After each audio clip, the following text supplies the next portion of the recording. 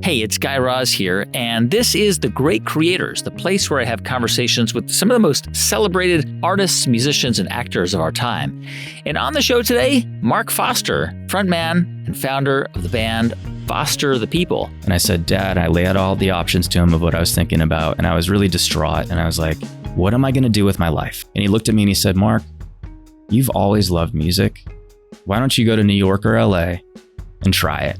Mark Foster took that advice from his dad, and it turned into a pretty incredible career in music. He's written a number 3 song, Pumped Up Kicks, and his band, Foster the People, just put out their 4th studio record. It's called Paradise State of Mind. But behind Mark's success is a fascinating story of struggle and addiction and really hard work. I delivered pizzas. I folded clothes at a graveyard shift. I was a telemarketer for Dish Satellite. So on the show today, how Mark Foster figured out how to put his life back together in order to do his most creative work. Here's my conversation with Foster the People frontman, Mark Foster.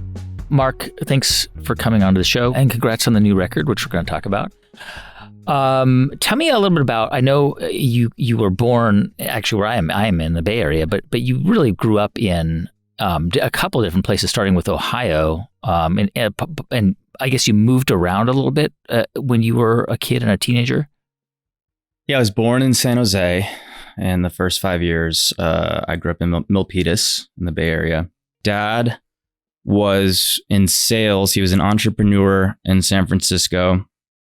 And then he actually gave it up to become a pastor. And that's why we moved to Cleveland. And my mom was a nurse.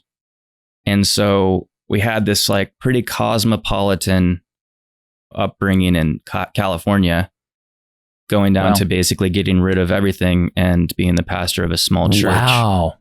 In Cleveland. And that's really why we moved, which, in 1989, Cleveland was the last city on earth you would want to move to. It was like right after the river caught on fire. Yeah. It was, I remember going deindustrializing like really rapidly. We would get within 10 miles of the city and you'd smell the sulfur from all the steel mills burning. And it was very working class. And, and now I'm so grateful for it because, it's a tough city. And I was young enough to adapt to that. And when I got to California again, I realized that like I kind of grew up with wolves in a weird way. Which, to prep for all the rejection of trying to get into the music industry and everything, I had a bit of a backbone from that. Did you embrace, as the child of a pastor, did you rebel against that, or did you enjoy being in the church and the community? It's such a mixed bag. It's funny because I'm a really spiritual person. I am not a religious person. It's very hard for me to step foot in a church these days. I have a lot of, I think, trauma associated with the church as well. I was a black sheep when I was a kid in the church. No, imagine me being the pastor's kid, being in a hardcore band, which I guess in its own sense is also a cliche. Yeah. I was always getting in trouble. And the thing is, my parents got separated when I was 10. And this is kind of, going into the church, I watched how the church handled that, and the ostracism, the judgment, my whole world broke apart. And that's when, I started to move kind of around because my parents got divorced, which is not something that, the Christian church handles very well. Right. I think it's probably changed a lot since then. But I think it probably has. But back then, we're off the heels of the 80s.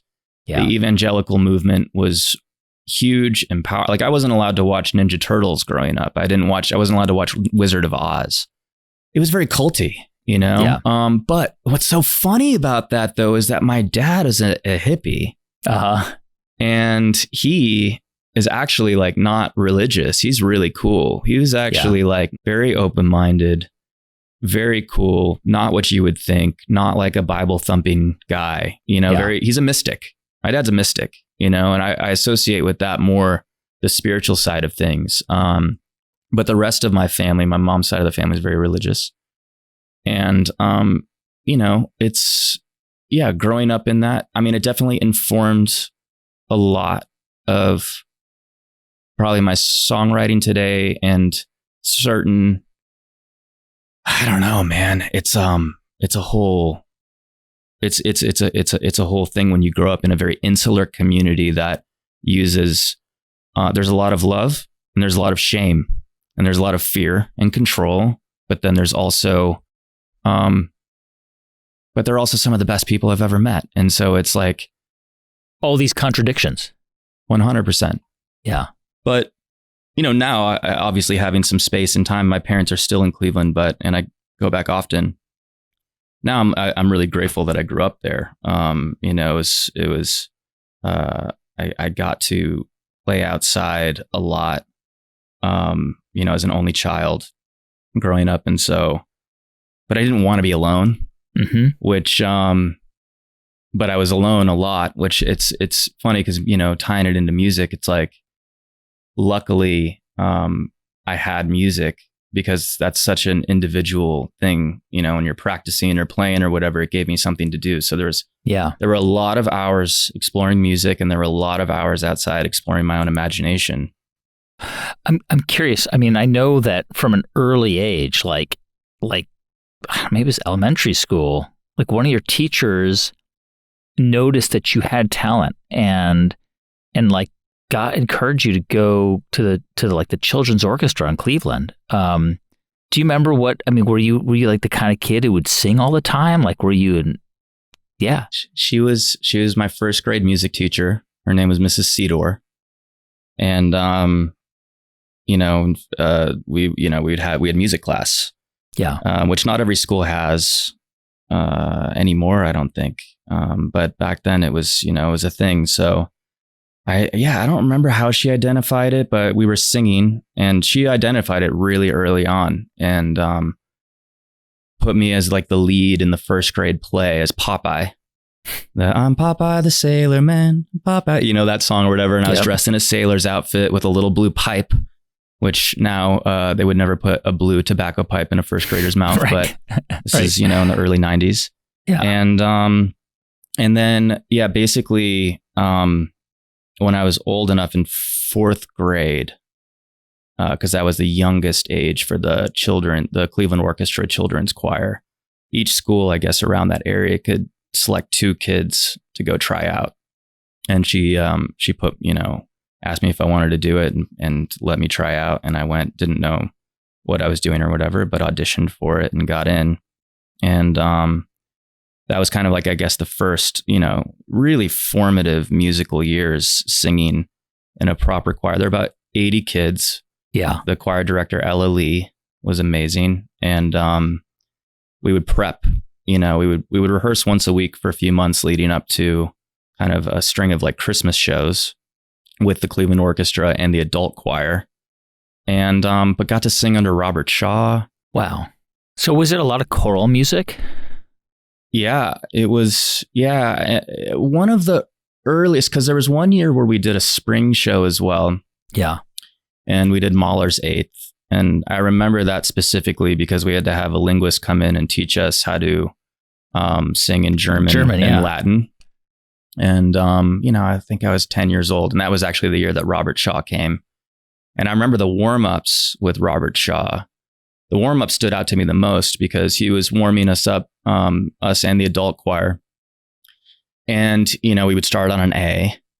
And he basically said, I'm going to count to 10, between basically, I don't know if we were doing half steps or whole steps, but we'll say it was a whole step. And so we would start on A, and then he would count to 10, and each number we were meant to break down that whole step into tenths. And so they were like, kind of became almost microtonal but over a long period of time, he's counting slowly. And so we're drifting just microtonally through a step together. And as a kid, my ear was not nearly as tuned. I was just I remember just being like, wow, this is crazy. And now it's one of the things I look back on so much. I'm just like, wow, that's so interesting.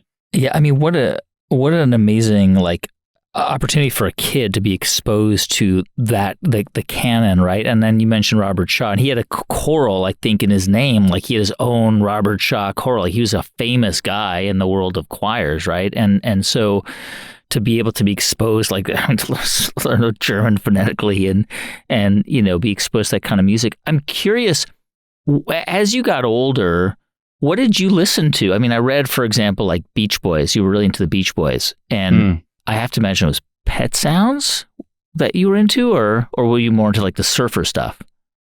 I was so young when I heard the Beach Boys. I think I was like probably about 6 years old when I heard them for the first time. Yeah. It was in the radio. I was on the radio and I was on my way to like T-ball practice, with my mom. Do you remember the song? Yeah, it was I Get Around. And good song. And so early Beach Boys. Early, yeah. There's a radio station in Cleveland called Magic 105. Magic 105.7 Cleveland. Yeah. And that was my favorite radio station. And they played everything, mostly the 50s and 60s. But that was kind of the early foundation, I guess, outside of classical music that I listened to. So it was like everything, the Motown stuff, the doo-wop stuff, the early rock and roll stuff, Chuck Berry and Elvis. And that was the first thing when the Beach Boys came on. It's like a light bulb went on and I was like, Mom, who is this? And she's like, I think it's the Beach Boys. And I remember that week my dad came home with a cassette tape with, I Get Around, and Fun, Fun, Fun was on the B-side. And I was obsessed with them. I mean, I still am. Honestly, they're my favorite band. I mean, Pet Sounds easily one of the 5 greatest records ever made. Yeah. Would you agree? Oh, yeah. Oh my God. Yeah. I reference it all the time. So much so that this record that we just made, Paradise State of Mind, we did it in the Pet Sounds room. Did you really? Yeah, we made it there. Wow. Which was interesting to me because when you listen to that record, it's so lush. Yeah. And obviously you look at photos of it, and Brian at the time was really trying to kind of do a Phil Spector thing. So he was obsessed with Be My Baby. He was obsessed with Ronettes. The way the drums sounded on Be My Baby, and started to kind of try to figure out what Phil Spector was doing with his wall of sound. And so when you look at, the record, and there was, there were a couple records leading up to Pet Sounds where you can see Brian started to change. He started to talk about deeper things. He started to write, more orchestrally. And but Pet Sounds was kind of like the peak of him stepping into that with the Wrecking Crew. But you look at those pictures, and they're all sitting next to each other, like shoulder to shoulder. Hal Blaine's in the middle, Carol Kay. They're all touching shoulders. He packed them all in that small. It's not a big room, but it still sounds really lush. And so when we set up there on this record, I was expecting there to be that the room would be pretty lively. Yeah, and it's the driest room I have ever worked in. Wow. That's wild. And so, but then it activated this other thing. It was like, oh my God, they were just using the chambers on all of this stuff, and they haven't changed anything. You look at the floors in there, and they're all scratched up, and you can just see all the Wrecking Crew. I could just visualize them moving all their gear around, scratching those floors up. So everything's the same, but the chambers are also original, So the second we sent any kind of percussion into the chamber and it came back, I was like, that's the sound of the 60s. I'm like, I know that sound. A clap, a wood block, anything. It was like the reflection off the small chamber. You were just like, oh, there it is. There's the Mamas and the Papas. There's like so many records sound like that chamber. Wow. Yeah, because you can imagine, like when you hear that record, like as you say, like I'm waiting for the day or I know there's an answer. Any track on there, like I always think of I'm waiting for the day because that end of that track, like it fades out and then it just pops, and you just imagine this Technicolor studio, like the colors that you see in like a Monkees video, just like colorful, just imagining them in that room, and then you describe it as this kind of surprisingly kind of bland space, but when you hear the sound, it makes sense. I'm curious, did you continue in choir as you got into high school, or did you move more? Because I know you started to learn how to play instruments, and did you kind of move away from that, or did you stay in that world? No, I after I finished with I think I was about 14 was the last year for the Cleveland Children's Choir. And then if I wanted to, I could have gone into the youth choir, but I didn't, because at that time, basically 12 and 13 was kind of that age. Your voice is changing. Well, yeah, not just that. Like my spirit changed. Like I listened to Nirvana, and that was the second big light bulb moment for me musically, where I was like, what is that? I need to learn how to play guitar. Yeah. So I can play that and make music like that. And it was and kind of like... Nine Inch Nails was from Cleveland. I mean, it's funny you say Nine Inch Nails, because when I bought Nevermind, actually in the Bay Area, it was one of the summers I was in California, and it was at Tower Records. Yep. And I went in and I bought Nevermind, and I bought Pretty Hate Machine. Both those records the same day. The early Nine Inch Nails. And you know, two super, just like life-changing records. And my best friend bought Fat of the Land, the Prodigy record. Oh yeah. And so we all just opened them up when we got home and just kind of listened, front to back. So then I was like, when I was learning how to play guitar, Alice in Chains was like a huge influence. And so like Jerry Cantrell was kind of probably my favorite guitar player from that time. So I would really try to play all of his stuff early on. So I'd get home from school and I'd put on an Alice in Chains record and I would play along, and I would, try to do all of his solos and kind of a lot of that bendy kind of just, he's got a very specific style that was definitely like, very formative. Soundgarden, all that stuff, Stone Temple Pilots. And then that kind of led to the Deftones, Rage Against the Machine, and Tool, which then led to hardcore. So then the whole Cleveland scene at that time was metal and hardcore. Yeah, I think Filter was from Cleveland too, right? Yep. And also, and he used to play in Nine Inch Nails with Trent. Yeah. And so, when I was 15, I basically started a hardcore band, and you were the lead singer? I was a singer.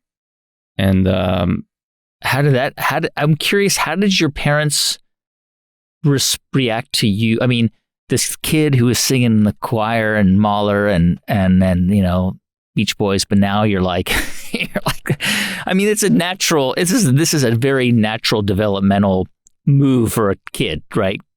But what do they think about you playing the music you were playing?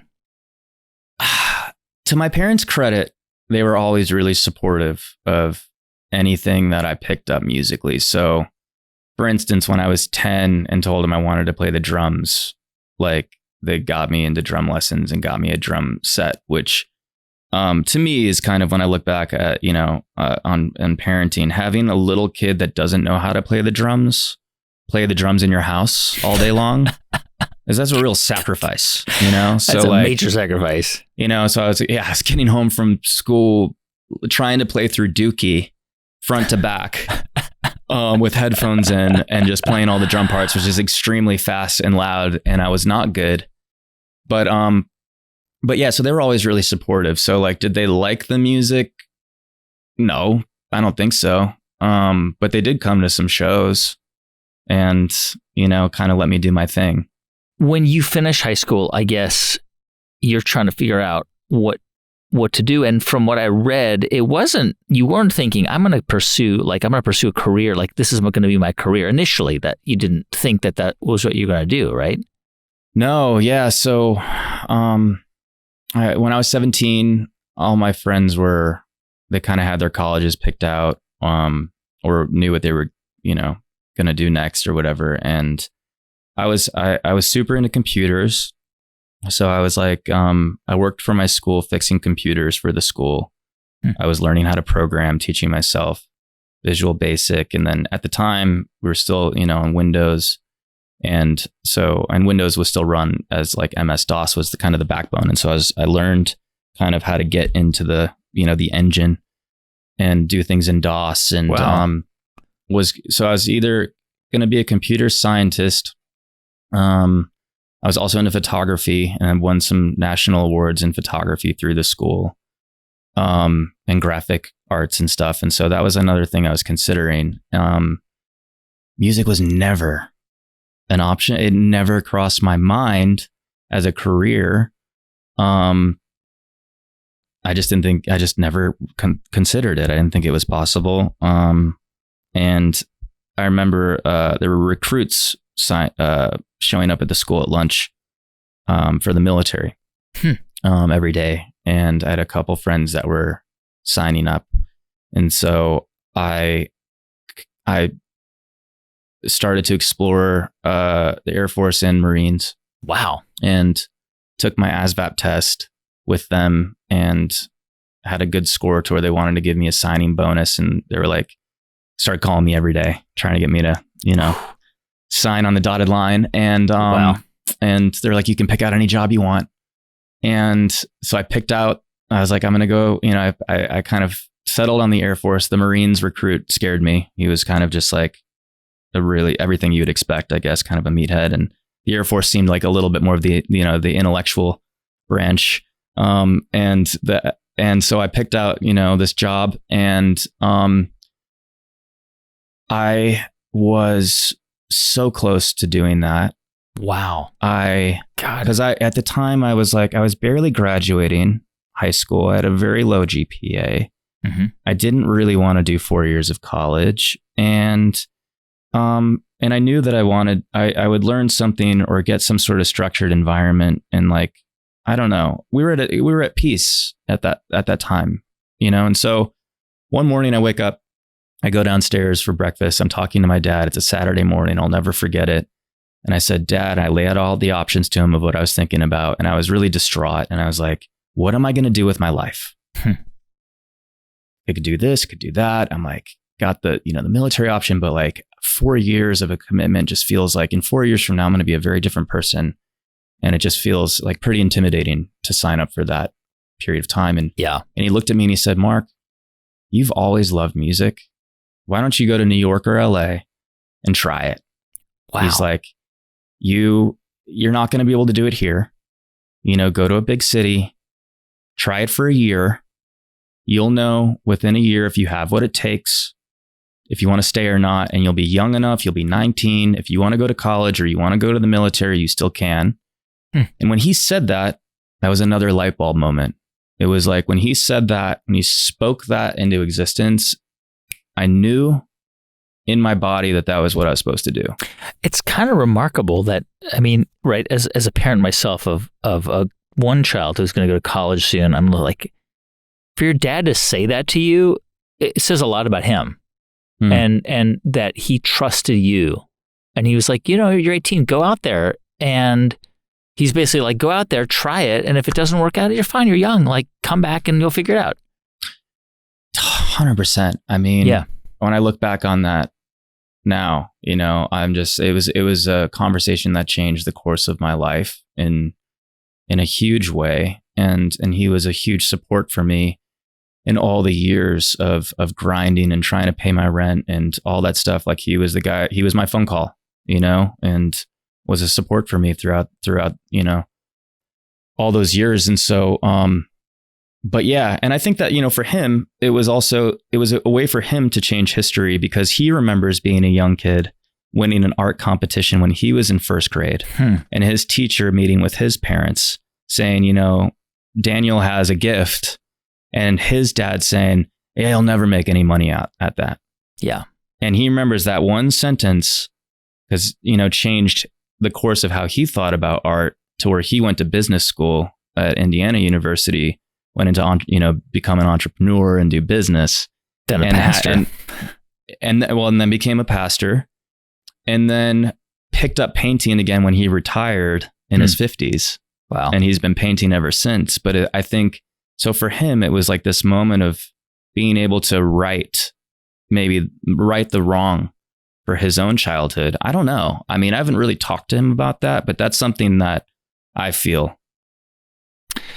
So you go out to LA, you're 18. First of all, where did you live? How did you pay your rent? What did you do to earn money? And where in LA were you? I have a lot of questions there.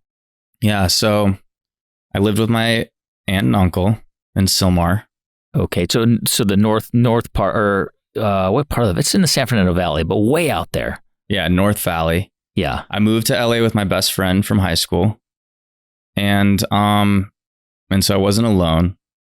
And we lived with my aunt and uncle, and I just started to, I remember putting on a suit and tie. It was almost like just like what I learned from the movies, you know, and I would go get a newspaper and I would take like a red marker. Like I was adulting, you know what I mean? I was like, and I would get like a red marker and I would look in the job wanted ads or whatever, or, and help wanted, and started to go to places, you know, and interview and whatever. And my first job there, I was selling Cutco kitchen cutlery. Knives. Cutco knives. Very good knives, by the way. American made. Very good knives. Very good knives. And then, you know, basically, you know, started to kind of meet some people, started to play. So I moved out. I wanted to be in a hardcore band. So you had to you had to find bandmates. So yeah. So I wanted to be in a hardcore band, but I didn't have any bandmates. And because I didn't have, you know, I brought my like big, you know, my electric guitar, my big half stack guitar amp and whatever, but like had nowhere to play it. But I had my dad's acoustic guitar that he gave me.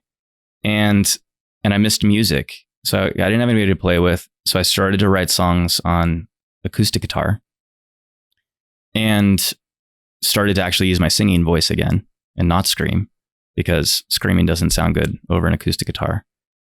And like the early shows in LA, you know, I went to the Rainbow Room, which had an open mic night up in like where the Hollywood Vampires Club would meet. You know, there's an attic up there, and they had an open mic night, and those were my first shows in LA. When I started to write some acoustic songs, and I would play up there, and that kind of led to some early acoustic shows. And I was kind of on this like Jeff Buckley kind of obsession at that time. So it was like Americana, soulful, very sad songs, ballads. Were they your songs, or were you doing covers? They were my songs. Yeah. So I was kind of started to change my style a bit. Because this is like 2001, 2002, right? Around then? Yeah. 2002, 2003. So you were basically, even though you wanted to be in a hardcore band, you were, to get gigs, you also liked like Jeff Buckley, and it's a completely different sound. I mean, I was just learning. I was growing, you know. In Cleveland, it was like I said, it was metal, and that was kind of the local scene was. Yeah. So, you know, the first time that I heard like the new romantic music, and like, you know, when I moved to LA in 2002, the 80s were having a resurgence. And so everywhere you went, it was like Depeche Mode, Joy Division, Tears for Fears. It's the first time I heard The Clash. I mean, that's K-Rock, right? KROQ really, sadly, is not the same station, but it really, I grew up with K-Rock. I mean, those bands were made, Depeche Mode for sure, OMD, in the United States through that station. Oingo Boingo. Oingo Boingo, LA band, yeah. But like, you know, so, but then also right around that time was when, I don't know, Buckley, I don't know if it was just the generation was discovering him again, or if it was just the first time that I had really heard him. Yeah, because he died in 97. We're now in 2002, 2003. And Hallelujah had kind of had it wasn't really known. It was having like this, it almost felt like he was being discovered in a bigger way around that time. And so it was my first time hearing him. And, you know, I had a friend that had this like bootleg recording of an acoustic version of Grace that he did live at Shanae, right? It wasn't the live at Shanae. It was a different one that I haven't been able to find since. Huh. But I remember just listening to that recording and just trying to sing with him, which he's up in the clouds, and, you know, his falsetto, his voice is just so crazy that I would just sing as loud as I could in my car listening to Buckley. Yeah. While I was trying to write songs and kind of emulate that. And it kind of brought back probably my falsetto from my choral days, because I hadn't used my singing voice in a while. And obviously my voice had changed since I was a kid. And so there was a lot of that, just like trying to learn how to songwrite. I delivered pizzas. I worked, I folded clothes at the Grove at a graveyard shift. I was at like a Gap or something? At Abercrombie and Fitch. Okay. I would show up there at midnight at the Grove, and I would fold clothes, get it ready for the next day, and then leave when the sun was coming up. Wow. I was a telemarketer for Dish Satellite. And doing gigs whenever you could, or doing these open mic nights. Doing these open mic nights, and really just being obsessed with songwriting. Really trying, because I didn't know how to sing and play very well. Like, I was obsessed with learning how to write a chorus. Yeah. Because I was writing songs. I started writing songs when I was 12 or 13, but I would just write cool sections and put them together. But when I would listen to certain artists that knew how to write a chorus, it was like, what is that feeling when something lifts? That feeling of like when the whole thing just kind of becomes transcendent. And I didn't know how to do that. And so for the first year, I was really obsessed with trying to write, like, what is a chorus? What is the structure of songwriting?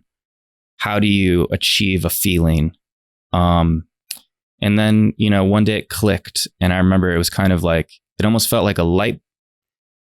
Like if there's a big map that had all of these places on it, but and that was kind of, and you're at the starting point, but the light just got flipped on for 1 second to where you could see the map, but then it all disappeared again. Yeah. That's what it felt like when I wrote my first chorus, where I was like, oh, I've got like, oh my God, it was an epiphany kind of, but that I had so far to go before it would all start to feel natural and make sense.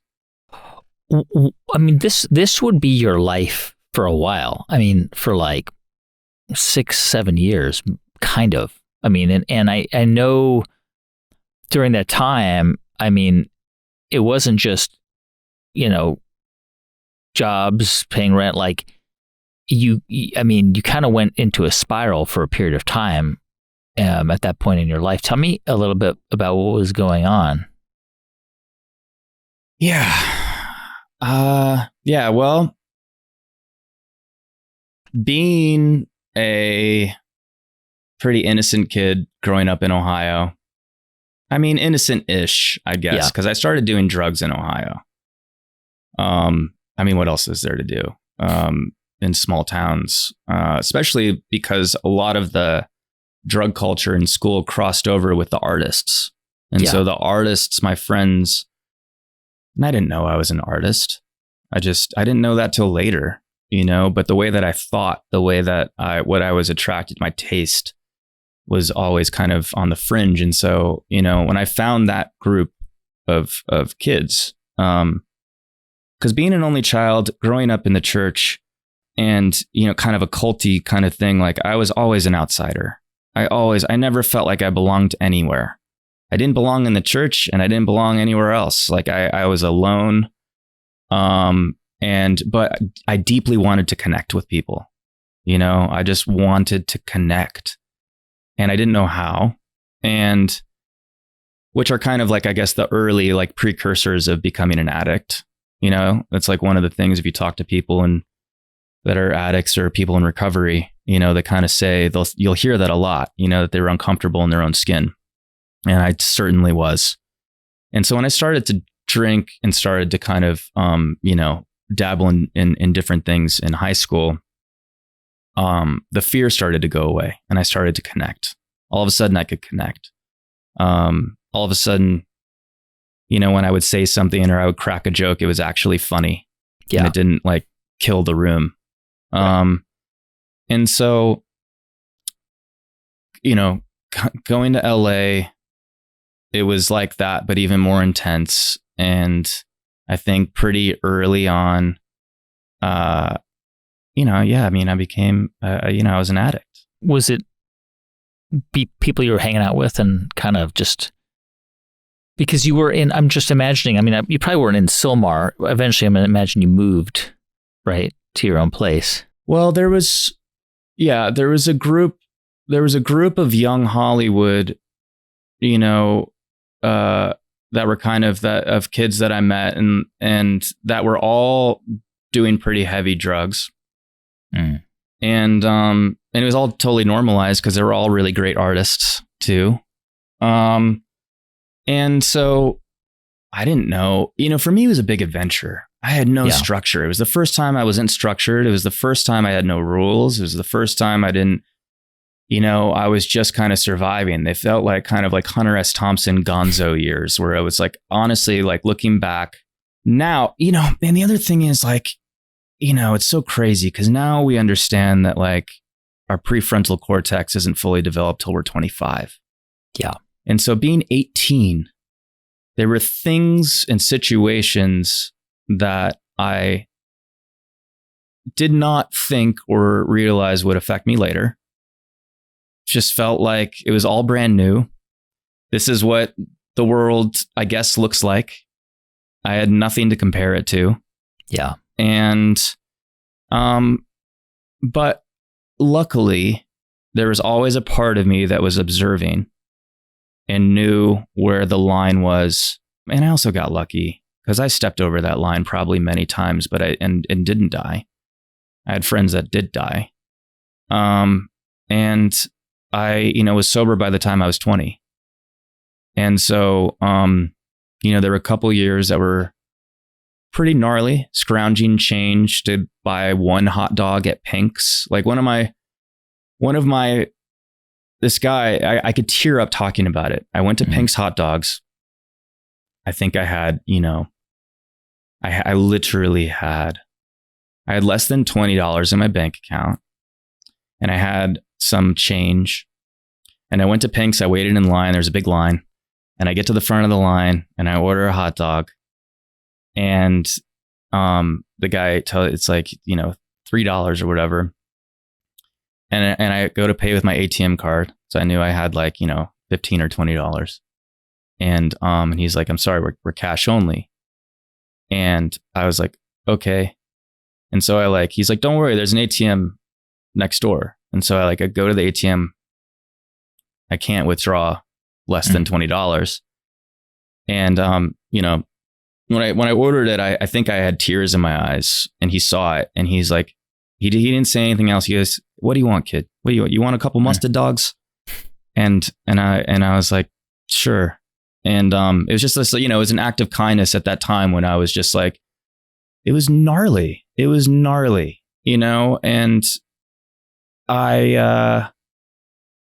the thing when I look back on all that stuff is that I somehow, by the skin of my teeth, and, going back to being a mystic and being spiritual, I do feel like God was protecting me through that time. Yeah.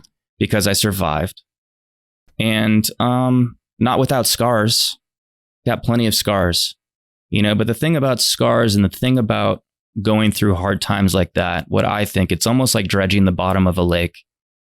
When your heart gets pulled open, it creates space for empathy. It creates space for wisdom. It creates space for growth.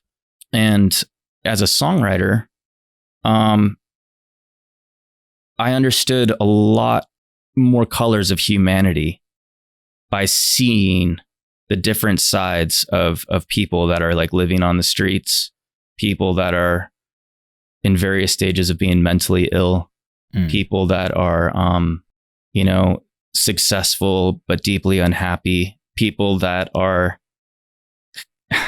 kids that are optimists, that are just full of hope, and despite living in really hard circumstances, trying to survive as an artist. There were a lot of things that I was exposed to in those early years that really shaped the way that I think how I view people now and treat people now. Mark, it's amazing because imagine that story. That was probably 2004 or 5, maybe, at Pink's. That was probably 2002 or 3. That was probably within a year or two of arriving. Yeah, because I was sober by 2004, and that was kind of when things started to change for me. During that period, it's amazing to imagine that at that time, within 7 years, you would have a number 3 song on the Billboard 100. It's kind of amazing to imagine because you couldn't have imagined that. We'll get to that in a minute, but I have to imagine your parents were really worried about you. What did they know about what your circumstances were at the time? At the time, they knew that I wasn't doing well because you could tell, because the first time that I went back to see them, I weighed 125 pounds. Wow. And so they knew, even though I was trying to hide it. Yeah. So they kind of cut me off. My mom would send me, she would give me like, $50 or $100 grocery cards. Mm-hmm. So she'd support me in that way, but no, they didn't. I didn't want to scare them. And I also didn't want to appear like I was failing.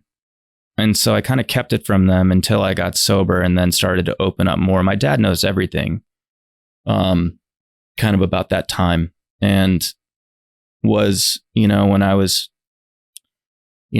delivering pizzas or just because pretty early on, like when I was 21 was kind of when the first record label expressed interest in signing me, and but then it didn't happen, Mm-hmm. And so then it was kind of this next phase of feeling like something was going to happen and then it not happening, and then have to pick up the pieces again, go back to delivering pizzas, go back to being a barista or whatever, and then try to work up, write a whole new batch of songs, put together a new band, put together a new show, put together what. Because the thing is about being like an early artist, without like having any context in the industry or help, like, is that you kind of have to learn how to be your own manager, your own agent, your own booking agent, your own. You have to kind of make your own flyers.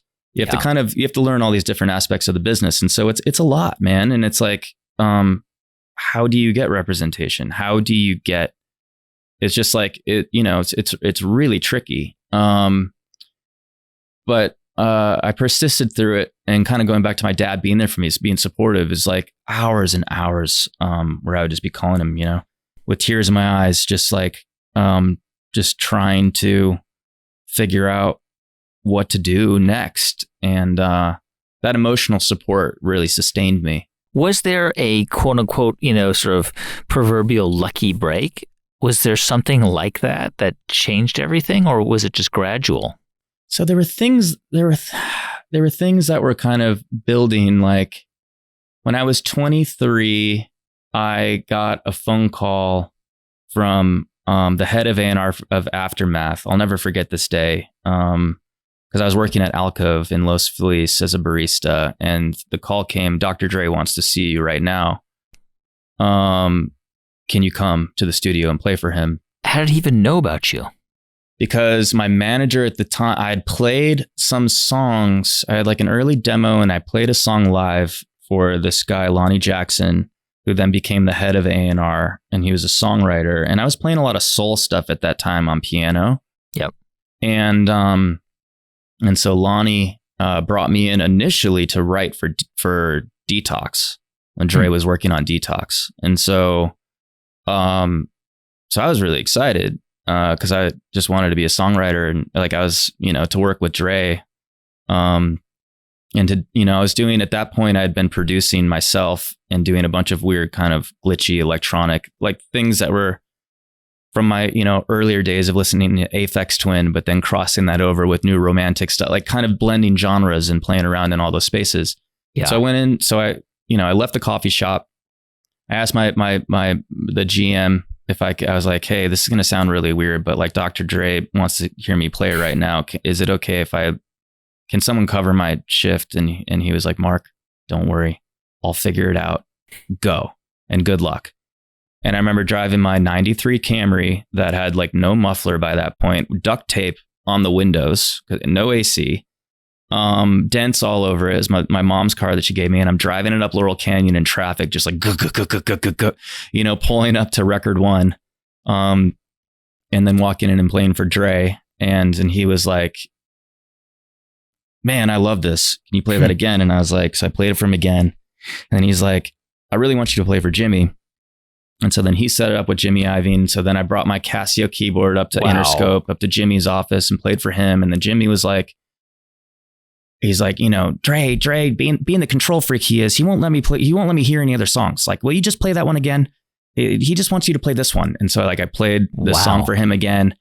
And he was like, well, he's like, look, I want to hear more. I want you to, you know, to make a demo in my studio here at Interscope. You can use it here and do 4 songs and basically a demo deal. And at the time, Aftermath wanted to make a Raphael Sadiq record with me. So they wanted to make a soul record.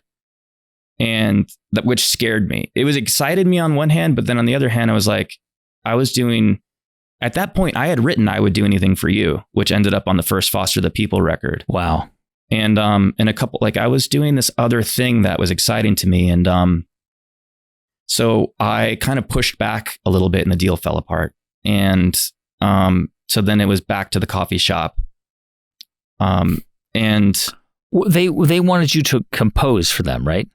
Well, that's what it was. The first time I went over there, it was under the pretense that I was going to write for Detox. Yeah. And then when I was there, I was put on a piano to play my stuff. And then I was called back a few weeks later to go play for Dre as an artist. And so they wanted to sign me as an artist. And I guess, you know, the from your initial question, the reason I was telling that story was that there were little things along the way. Because when you play for Dre, you know, there's a buzz that gets built around the industry, and there's certain things where people start to wonder who you are and what's going on. And so, but then it all got quiet, man. And the darkest year of my life was 25. I had parted ways with that manager. I had no buzz. I had played for, I'd showcased in New York for Epic and Island Def Jam, and you were a solo, and this was you and a guitar, basically, right? This was me, and I'd put together with Island Def Jam and Epic. I'd put together like a trio, basically, and we played under just the name Foster, right? And this was, and you said this was 25. This was the darkest year. It was the year that my dream died, basically, where I was kind of like, because this is like 2009, I think. Yeah, so I'd been in LA for 7 years. Yeah. And I was in that tricky spot where if the industry, if they all know who you are, it was one of these things where it was like, oh yeah, I know Mark. I really like Mark. You're not the shiny new toy. You're not something that they can discover. It's not exciting. And you're just kind of there. There's no momentum. And I parted ways with that manager, and I'd planned on moving. I was really frustrated because I felt like I was wasting my youth chasing a dream that was never going to happen. And I was going to move. I had this plan. I was like going to move to Turkey. It was either Turkey, London, or Berlin. Those are the 3 cities that I was. And just try to make it as a musician, or no, what? Just live. Just like live. I would bring a studio with me, but I just needed to get out of kind of the industry and shake things up. And I just wanted to get away from everything. And in that year, I remember, so I moved to this, I was living in Silver Lake at the time and was just, barely paying rent, working at the coffee shop. And so I moved to this like $400 a month place in Hollywood. That to me, now looking back, it's like almost feels like the West Coast Chelsea Hotel. So much so that Joe D'Alessandro from like the Factory days is the manager of this place. And wow. So it was this like really weird smoking building with all sorts of characters living in it. And literal characters, like characters from Hollywood Boulevard. Like I would come back to the place and there'd be like Shrek, Freddy Krueger, and like Charlie Chaplin smoking cigarettes in the lobby. I started saving money to move to Turkey. And I remember praying kind of throughout that time that year where I was just kind of like, God, I'm leaving. So if there's any reason you want me to stay in LA, you're going to have to stop me. Cause like, I'm out, Yeah. And I, got a phone call from this company in Venice called Mophonics, which was is a music house. And they basically brought me in as an in-house composer and met with me to compose for commercials. And I said yes, which and that was kind of, when you're saying like the turning point for me, that kept me in LA. I got to stop working at the coffee shop. Yeah. I started to songwrite. When they all went home, I would stay. I had a little tiny studio that I would, basically write torches in. And so that's when I started to write torches. And I booked a couple commercials, which means I actually had a little bit of money. And that 93 Camry finally broke down. You wrote, I think, for like Honey Bunches of Oats. You wrote jingles for Verizon, right? I don't remember all of them. I remember, Verizon. There's this Muscle Milk one that was kind of based off of this some song that Tarantino used in Kill Bill. It was like, I remember that being like the their their pitch thing, whatever. And you would compose this on like you would just compose the entire track, write it, and the lyrics, maybe they weren't always lyrics, but you'd write the music. No lyrics, just music, just like score. And then right around that time, that's when I basically kind of had this feeling where I had wind in my sails again. And I was like, I'm going to give this one more shot. And this time when I put together a band, I'm not going to pay attention to the industry. I'm not going to try to get a manager. I'm not going to do any of that. We're just going to keep it to the basics. We're going to play live. I'm going to write good songs, and we're going to play live shows and just keep it simple. And about 2 months after the early days of Foster the People, when we started to kind of rehearse together a little bit, is when I wrote Pumped Up Kicks. And about a month after I wrote that, it was licensed, or we gave it away for free for this Fashion Week thing, and it ended up on Hype Machine, and our lives changed. It was a demo. I mean, it was like right that you released. Is that? Well, the demo that what you hear now is that demo. Yeah. And basically the other guys in the band, Mark and Jacob, you had met them after you had written most of Torches? No, I'd known Mark for a few years, and I knew that if I ever started a band again, that I wanted him to be the drummer. But he was in this band called Malbec, and he was like really committed to that band, and we would play together for fun sometimes. But that band was breaking up kind of as I was talking to him about maybe starting something together. And so, and then, Jacob, I had met maybe 6 months earlier through some other friends, and I knew that him and Mark would really get on. And so I just kind of, put it together, and and that was kind of, the beginning of everything. I think within a couple of months of that song coming out, it was, or maybe, I don't know how long, it was in Entourage, on the show Entourage. And I can't remember how quickly it took off, but I think it was gotta be within a few months of being released, right? Yeah, I think that was early. Yep, you're right. Yeah, that was like the first time that song got licensed. Because it really, I think it was in 2011 when it peaked on the Billboard charts at number 3. Yeah, I don't remember if it was 11 or 12, but it was definitely a slow burn. And yeah. Were you surprised at how that song was received and how? I mean, it was a massive hit. I mean, it was a massive, massive hit, and I guess, and I've asked versions of this question before to other people, and I get different answers, but was there any way you could have anticipated? Like, did you think that song was going to do what it did? Not at all. No, not at all. No. No idea. No idea. I was shocked.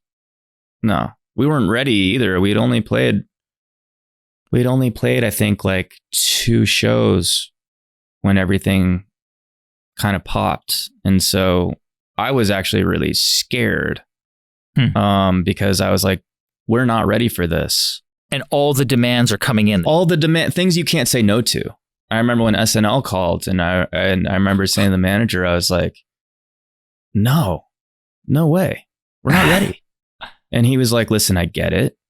He's like, but just so you look, it's an SNL. Like you may not ever get to do that again. This phone call might not come again. And it was like, you're right. Okay. I guess we'll do it. But like, it felt like for the next 2.5 years, we were swimming as fast as we could, trying not to lose everything. Like, because it was an opportunity, but that song was kind of an anomaly, and it was growing faster than people had time to get to know the band. And so the biggest challenge for us in those early days was to play. We had to tour a lot to show people that we were more than a song. Yeah. And we had to connect with people, connect people to the rest of Torches, the rest of the record. So when that song lost steam, we would still have, an audience. So how did you, how did you just kind of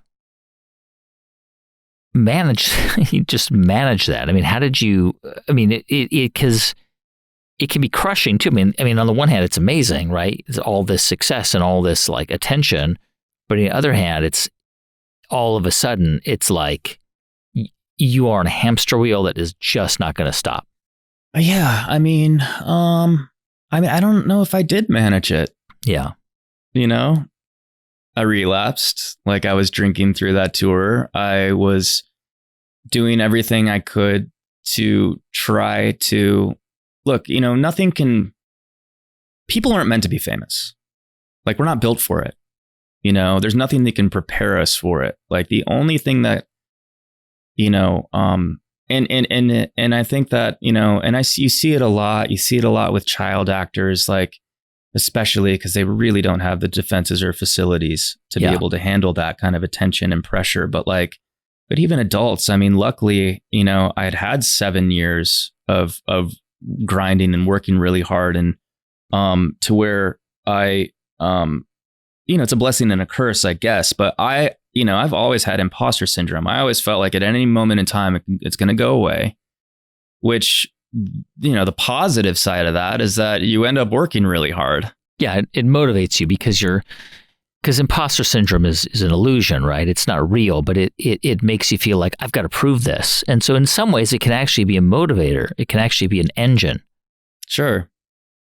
But I think at the end of it all, it was a gift. Yeah. My life changed. My life is like, it was a real gift.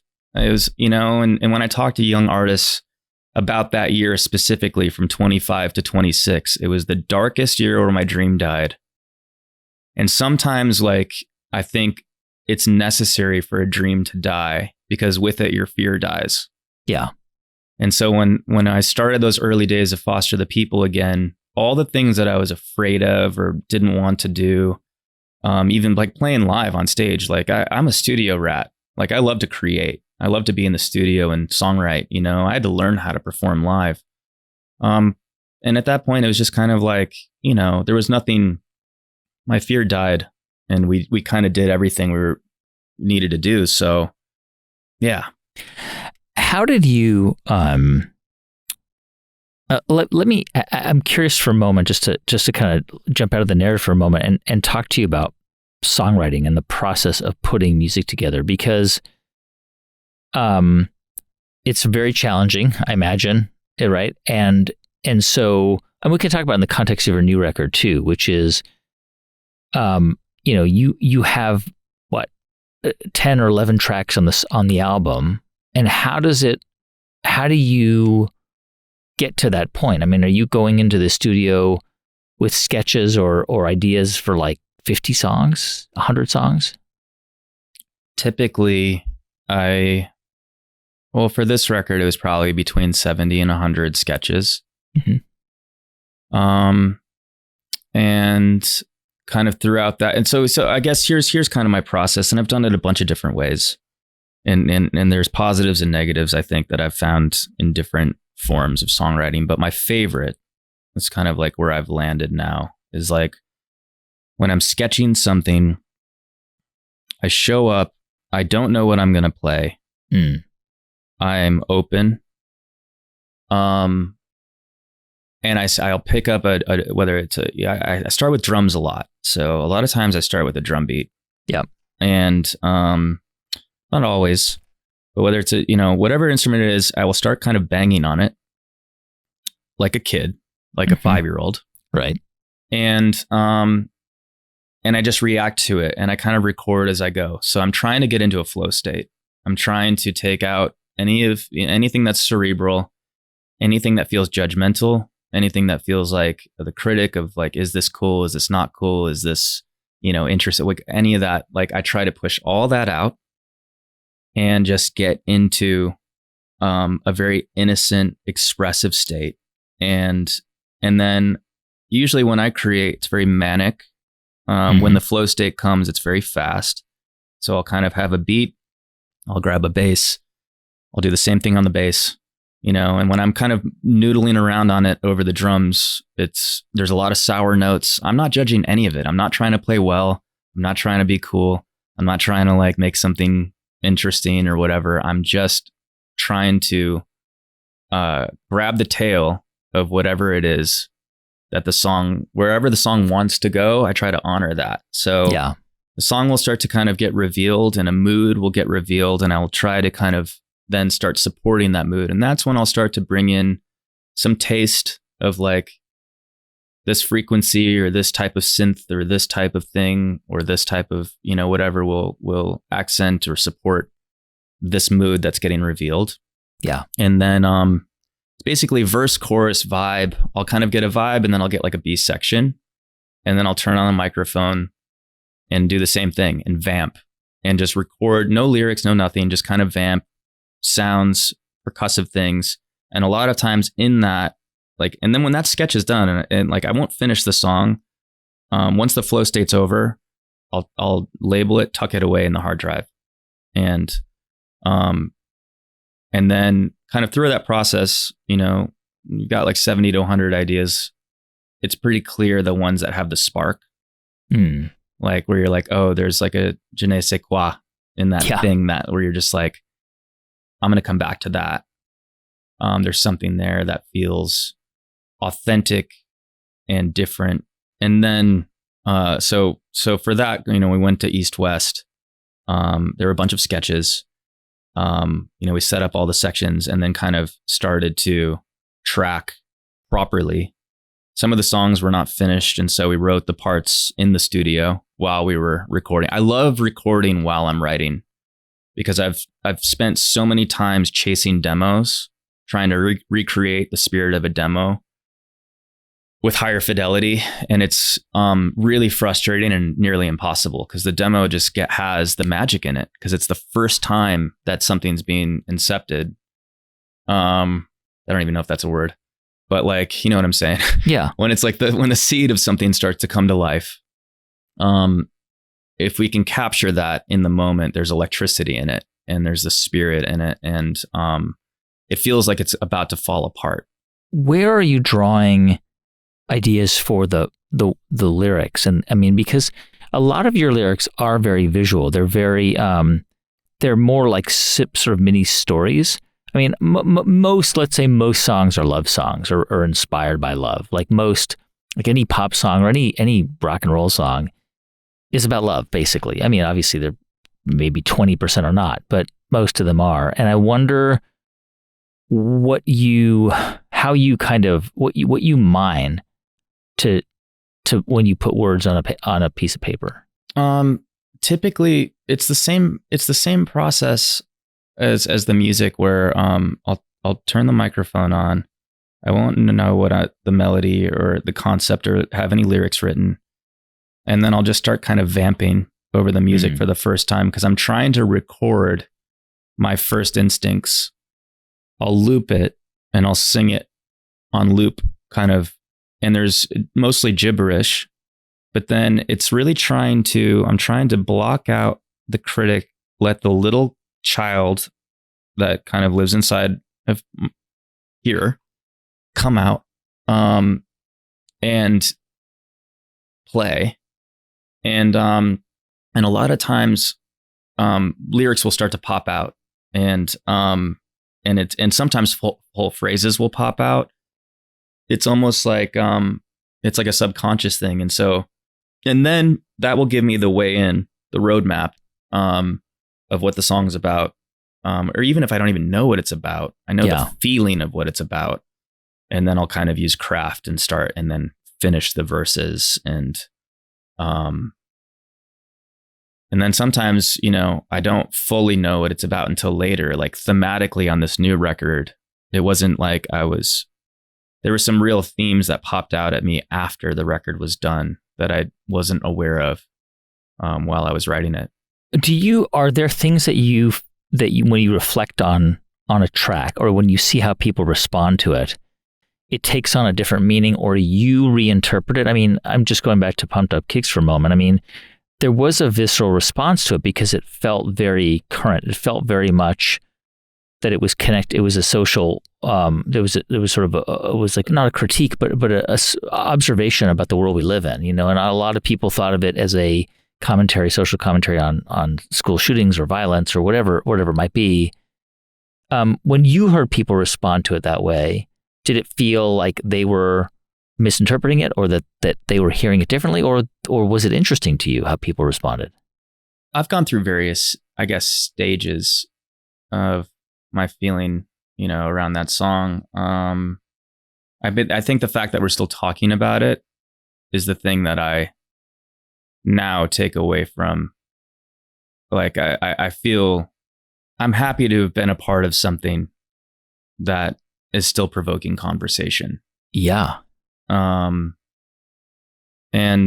But that is one of those songs too, where that, when I'm talking about, full phrases coming out of that subconscious area, that entire first verse, the recording that you're hearing was the first time I sang it. And all of those lyrics came out from a flow state. I didn't have anything written down and did not know until I sang it that it was going to be a story written from that perspective. I'd had a chorus, I had the chorus written. But to me, the chorus started as a metaphor. All the other kids better run for my gun. My gun, basically it was like a confidence. It's a metaphor of just like, of confidence. I've got something dope. I've got run from my gun. I've got, I'm like, whatever. That was not meant to be kind of a literal thing. But then when I started singing the first verse and Robert's Got a Quick Hand came out, all of a sudden I was equally observing myself singing it, and kind of the story was revealing itself to me. And it took a completely different form because it became specific and started to kind of get inside the head of, a kid that was having, I don't know. I mean, I don't really want to color it that much because the truth is like I said, I observed it as much as I was co-creating with it. It wasn't something I can necessarily take credit for.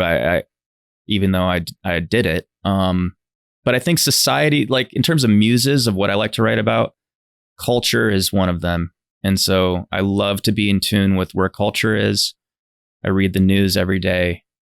I observe trends. I kind of try to see where things are going. I'm attracted to art that isn't always comfortable. Yeah. And I think it's very important for art to provoke truth or to point out uncomfortable truths in society that, maybe make you think, or you walk away and you learn something, or it's a different perspective than what you've heard before. And I feel like film, has done this really well. Mm-hmm. Obviously, literature has done this. And music's done this in various degrees, but like, it's interesting to me too. It's that music, less and less. I think, in the 60s, I think it played a huge, huge role. And I mean, there's different moments in history where music became kind of, a tool for social change. And it still happens now, I guess, like Donald Glover, This Is America. Yeah. There's artists that are doing that, but music also, I think people view it in a different category for some reason. It feels maybe a little, there's more reverence attached to it, that if there's something that feels like you got tricked, like I feel like with Pumped Up Kicks, people eventually started to feel once as a Trojan horse, it took culture a while to catch up to what the song was. And then they started to attach their own stories to what the song was about. And, but But you know what? It's like, yeah, I don't know.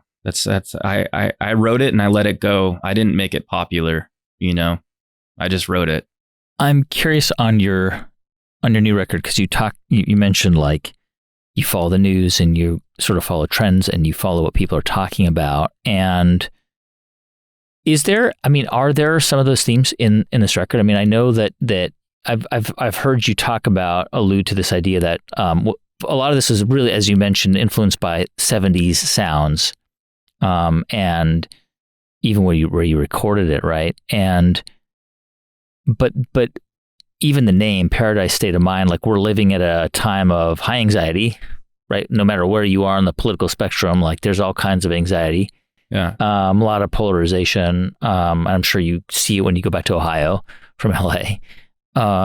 Just a lot of, it's a difficult moment. It just feels, I don't think I'm saying anything that anybody would disagree with. It's just a difficult moment in our history for a variety of reasons. Just we're very divided, polarized, and there are various reasons or explanations for why that is.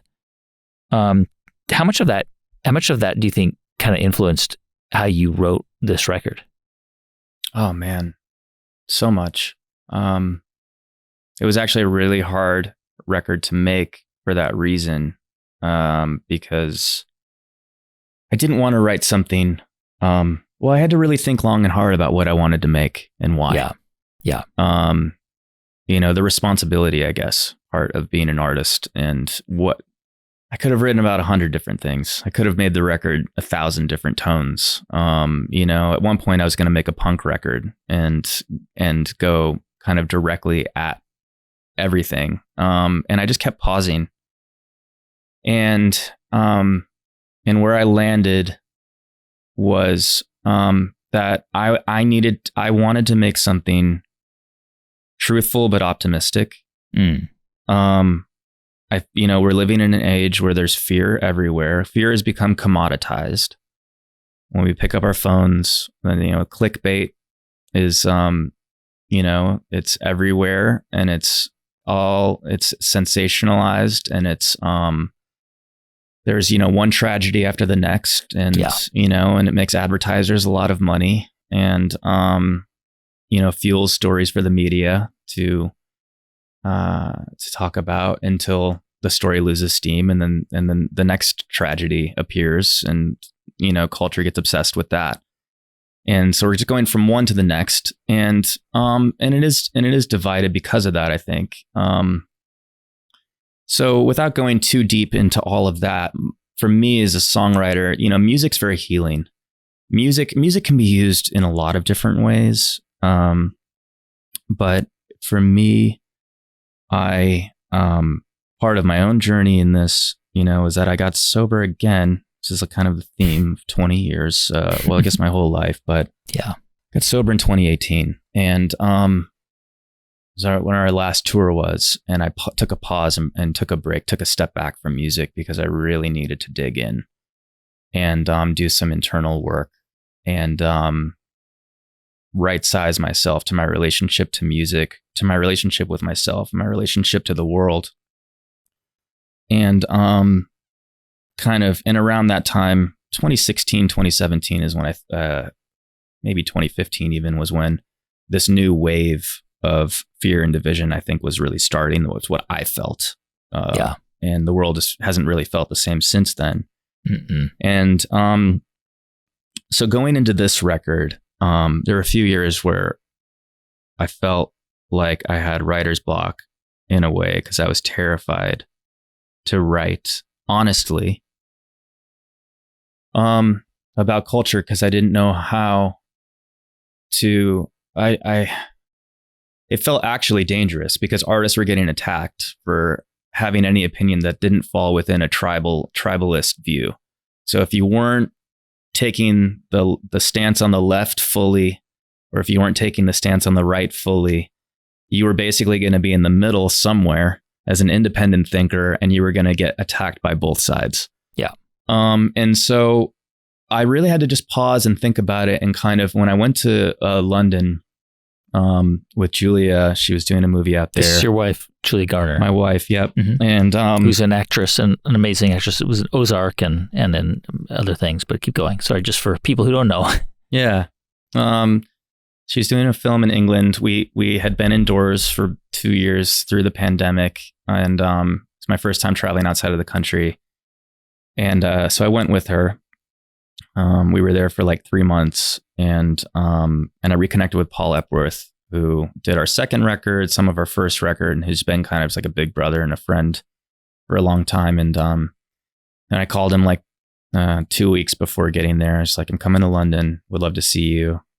And if you want to make some music for fun, let's make something. And he's like, come on by. And so I went to his studio. It's called The Church. It's in Crouch End. And day one, he brought in Jack Peñate, who I'd been a fan of for a long time too, but had never met. Mm-hmm. And the three of us grabbed some instruments and started making something, which turned into the title track, Paradise State of Mind. Huh. And it was this really cathartic, just for me, I had been so in my head, so isolated, had been doing so much internal work, but felt totally out of touch. Like I kind of had gone dark on social media. We hadn't toured. I did a lot of identity work to separate myself from the identity of being in a band, just being Mark, a person, and felt really small and felt really like almost like my skin was turned inside out, like very sensitive and almost agoraphobic. And when I linked with Paul and Jack, their like love and kindness, and also like kind of, they're both highly, deeply philosophical people. And we talked a lot, and it kind of was like, and Paul really just reassured me. He's just like, mate, you can write about anything. Art is the space to express whatever you want.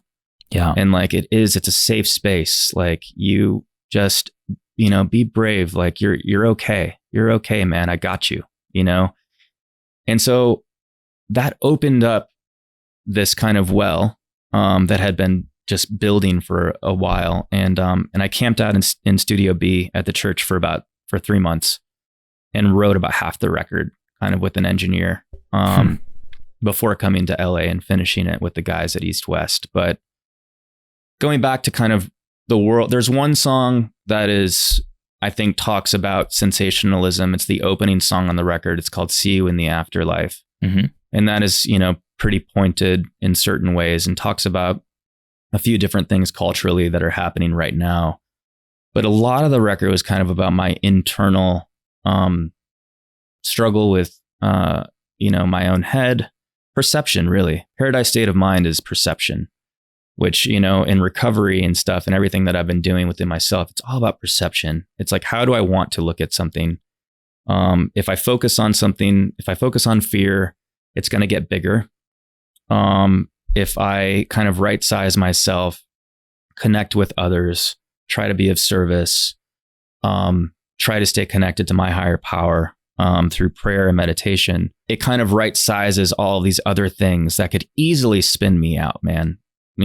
All those hours in the woods in Cleveland when I was a kid, lost in my imagination. My imagination's a dangerous place. And like, I can easily read something on the internet and go down a rabbit hole for hours and not sleep and be completely freaked out. And so for me, it's really important to kind of bring it back and know that there's a lot of things that are happening out there that I cannot control. Yeah.